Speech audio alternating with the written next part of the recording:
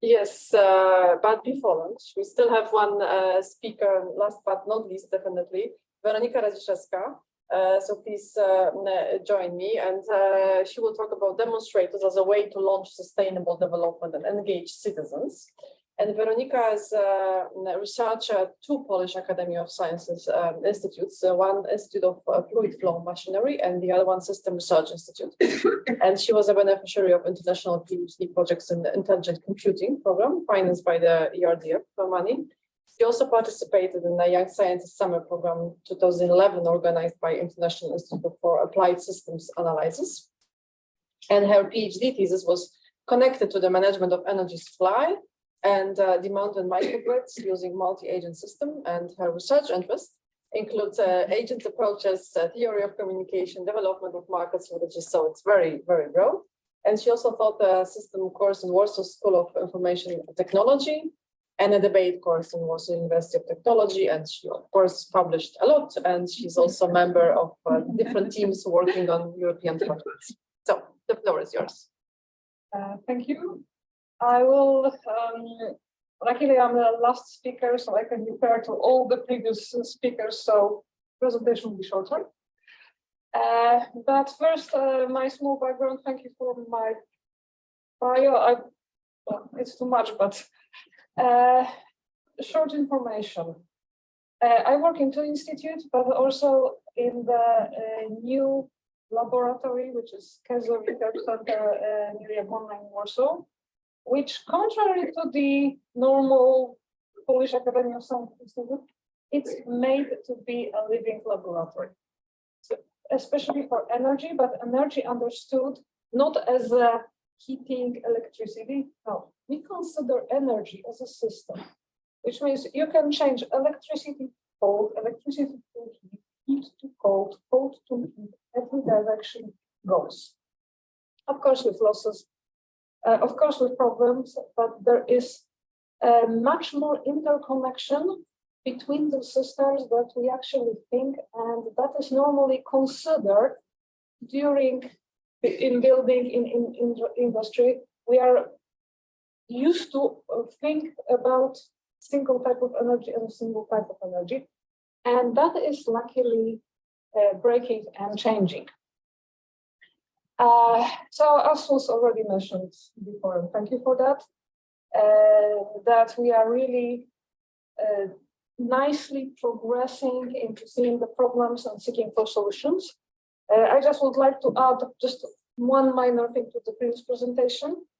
The increase in the photovoltaic production in Poland, just Poland is quite unique, comes to a much bigger extent from really micro installation that was predicted, which is a very interesting thing, that it's not the, like, of course, we are not talking about megawatts, we are talking about the small numbers, but when you give people the opportunity to install photovoltaic on the roof, they just go for it. And this increase was much faster and much more dynamic than expected. And my presentation today is about that, about people aspect.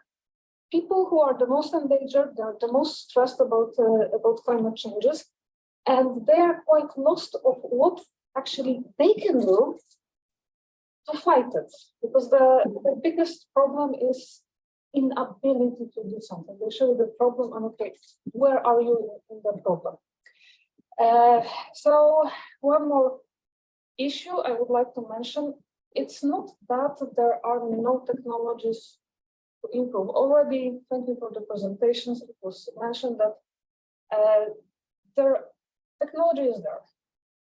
Especially also there's a lot of very good ideas, very good technologies in this academic like concept ways. So we have a number of tools. Problem is that sometimes those tools do not get implemented. First, that they don't get mature enough to get into the industry. Second, that somehow these great ideas are not implemented. And now, why they are not implemented? What happens? Thanks to NCBR, we got a grant for the Polish city Legionowo, which is a very tiny city but very densely populated, which is facing the problem of decarbonization. And the project wants to answer one question: why decarbonization stopped? Thanks to the funding from the government, the different projects and so on, they became, okay, we give you money, just remove your coal furnace, change it for gas, better even heat pump. And they managed to change like that 800 furnaces without any problem, and then suddenly a stop. Okay, what happened? So we had a project which is very strongly focused toward actually social sciences to see what happened, why, and how to encourage people to actually go this extra 400 furnaces further in a way that is sustainable. Because unfortunately, sorry to be the bearer of bad news, but if all this one small city changed their fossil fuel using burners to heat pumps as a very mature and normal technology, unfortunately the electric grid won't manage. We will just face the blackout because the grid has its limitation. So the solution is not very simple, it's a bit more complex, and we have to be sure that we don't reach the point when actually we will run out of power. But to the outcomes of the research, people are much more towards technology than generally everyone thought. And they are very rational, meaning the biggest barrier for people in this place, but we also later found out in different places, is that they want to be first economically able to do their renovations, but apart from it, they want to be sure that what they do is actually the right choice. So their problem was that if someone comes to them and calls them, yes, I will install photovoltaic, they are like, oh, isn't it cheating? Is it really what should be done, the best to be done? Like, don't they want just my money? Is it really changing? And they really want to be well informed, which is a challenge, which luckily now Polish cities noticed and are actually putting some consultants in some places like the municipalities to really inform people about possibilities, rules, regulations, limits, and so on. And we also noticed that they are very positively approached to actually see technology, and if they have some type of new technology, photovoltaic, whatever, or they know someone who has this technology, they are getting extremely proactive. So that is good news, which leads to my topic of my presentation, demonstrators. We believe that demonstrating the technology will really help people to get accustomed to it and to, well, copy the behavior. We have one of our projects, the second project we got in 2021. It was the project, actually there are two of those, I will use for both, to make a demonstration. So the project funded by European Union Horizon 2020 is not about developing something totally new. It's about taking the technologies, putting them on sites, and talking with people, and getting their opinion. What do you think? How do you feel about it? Can you copy it? Spread the news. There are always 3 different countries. It's Netherlands, Denmark, and Poland. They were especially chosen as countries with a bit different stages and approach to technology, and also a bit different view to the community. Polish demonstrator, at least in my opinion, is the most complicated one because we have 3 use cases. So the location is the very, very small rural village, Szylic. In the northern Poland, it's around half an hour driving from Gdańsk. Why we chose this municipality? Because there was few people, just two, three people who were really forward thinking and knowing that like if the municipality would be like demonstrating its ecological development, that they actually first better for everyone. Second, they can draw more tourists. It's quite a touristic municipality. Those three people actually managed to get a massive funding from 3 or 4 different institutions, from local, regional, national funding, to start the progress. So they installed photovoltaic installations, which for citizens costed 20% of the cost of the whole installation. They got 80% of funding. So of course, what the people did, they installed plenty of photovoltaics. So if you drive through this small municipality, it's panel everywhere. It's fantastic. And then what happened? During midday, they stopped producing. Because the parameters of the grid are off limits. When the photovoltaic inverter senses that it's actually contributing to damaging the quality of the power, it has to switch off. That's the international regulation. So the problem is, great, we have production capacity, we have possibilities, we cannot use it. So our project, one of the few problems, is going to solve this issue in the small area of around 50 houses, where around 20 of them have photovoltaics. And these effects are already visible. Second case is the school. The first one, water treatment plant. But that in minutes. So the residential district. Lot of photovoltaics, small houses, typical Polish suburbs, where we are actually trying to make the grid more resilient. Which means, first of all, changing the transformer to the modern transformer that can adjust to the photovoltaic production, so to the different direction of energy flow. So that's the one thing. Second, if the citizens want, we are installing additional measuring system, plus heat pumps, but unfortunately we are not funding them, so the citizens actually decided to do it by themselves. And the other one is that we actually, if the citizen allows us, of course, yeah, it's a 6-page document to allow that we can get the data about the usage of this person and we make analysis. Okay, how it looks, what can be improved, and so on and so on. And last, we will be testing this device. Our partner Steon is now making. It's a mobile energy storage. Mobile meaning it's on this, like it has this integrated small trailer that can be connected. And the aim is to put it in different points of the grid to check if we can improve the quality of the current by adding, in that case, it will be like extra load to really alleviate the pressure on the grid. And we hope that in future, such small devices, which won't be very expensive, can be put in the most problematic points. Of course, till the time when the grid actually gets improved, because, well, that's inevitable. The second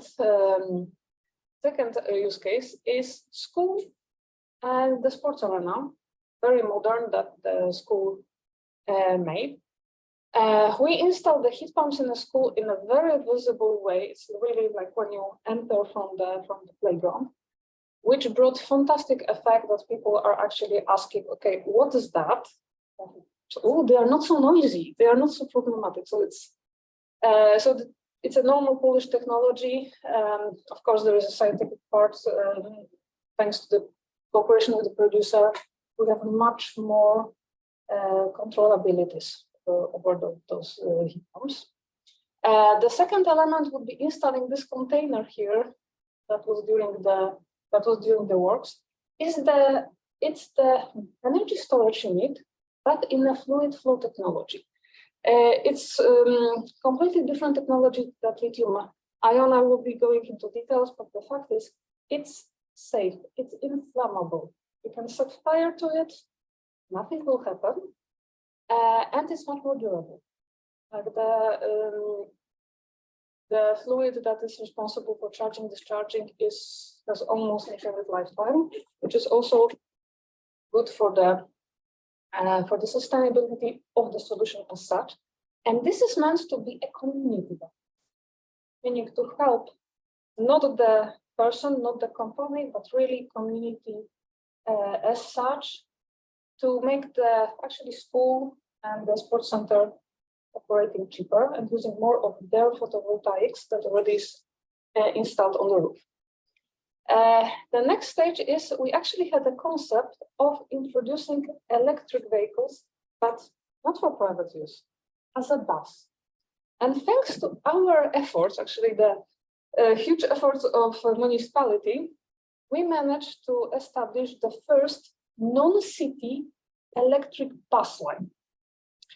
And this electric bus line, this is the small bus, is going from March last year, taking children to school, taking people around the municipality, charge at the arena Przewic, showing people that electric transport is not only cars and buses. Actually, that is quite a big highlight of our work. Not to waste time. The last use case is the water treatment plant, which is a completely new building. As I said, municipality really invested a lot.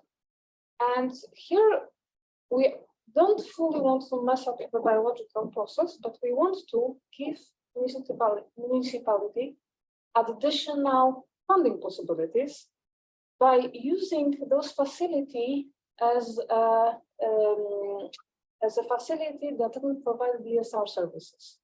Their service of this contracting, producing of power when the grid needs it, and actually you are paid for it. So that's our main idea. Now, shortly about our second project, which is very similar, but this one is not about the rural community, it's about city. So it's the very similar concept, but in like this typical blocks of flat that you can find everywhere in Poland, because, ladies and gentlemen, it's easy to build something from scratch that would be sustainable. But what do you do with this legacy of such buildings, which were they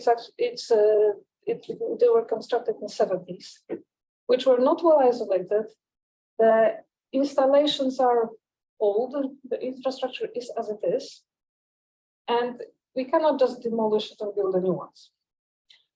So here we also are checking ways how to improve the general overall energy efficiency of buildings. Plus, in actually our both projects, we are trying to create energy community. What do we mean energy community? Energy communities are very well concept in Europe.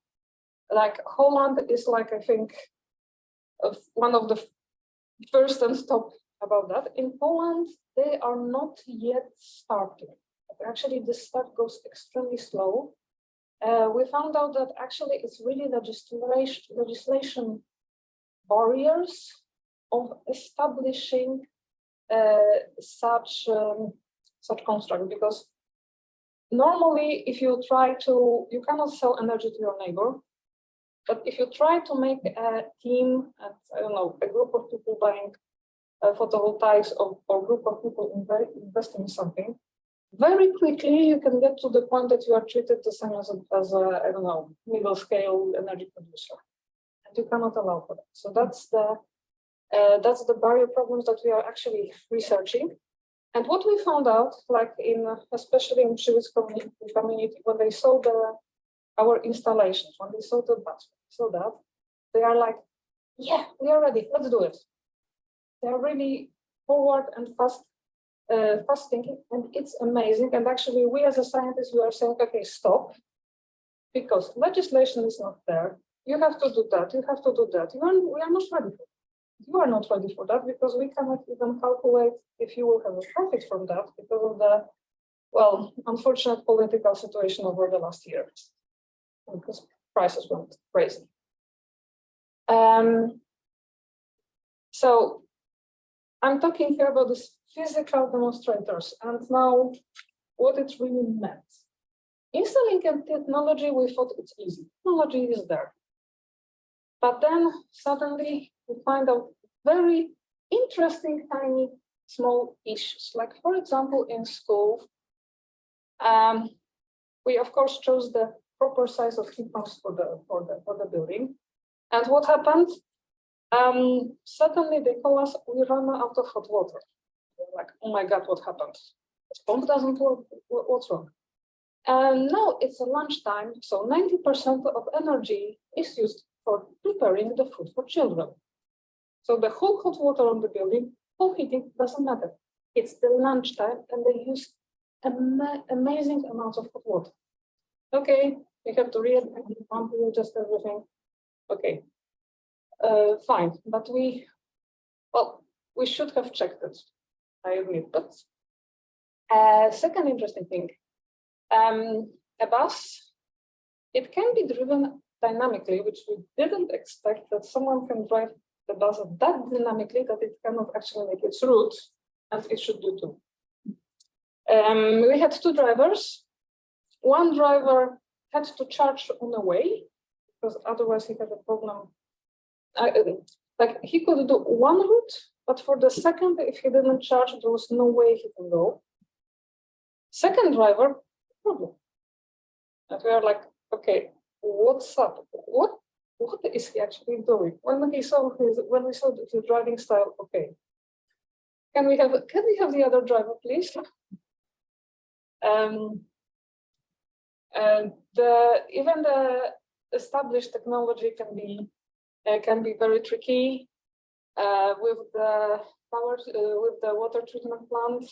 We had some issues and delay because, well, somehow the bacteria weren't happy.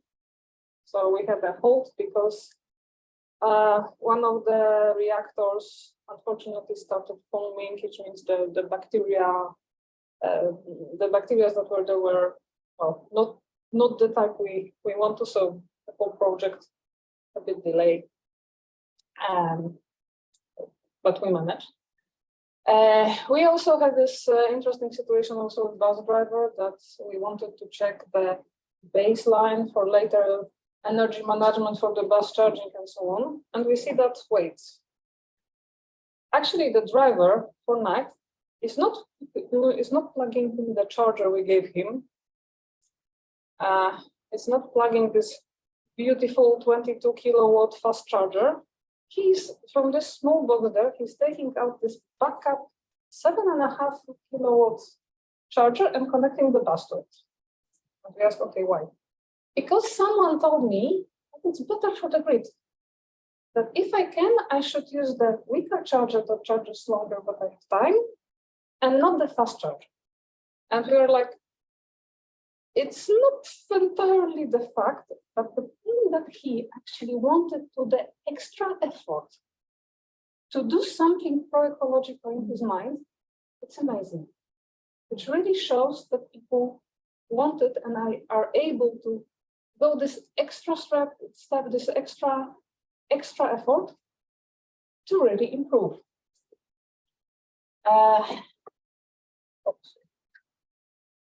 So out of our short demonstration, it really shows the positive pictures that it's not like people don't want to. People just need a bit of guidance, a bit of demonstration, a bit of relation. I mean, it's everything if people feel informed and taken care of, and then they can really, really do stuff that we do not expect. Thank you.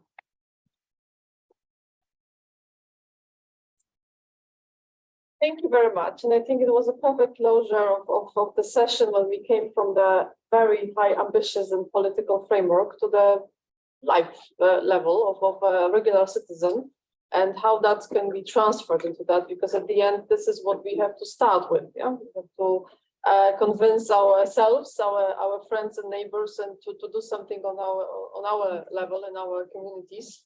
And only in that way we can reach those huge ambitions that we all have in Europe.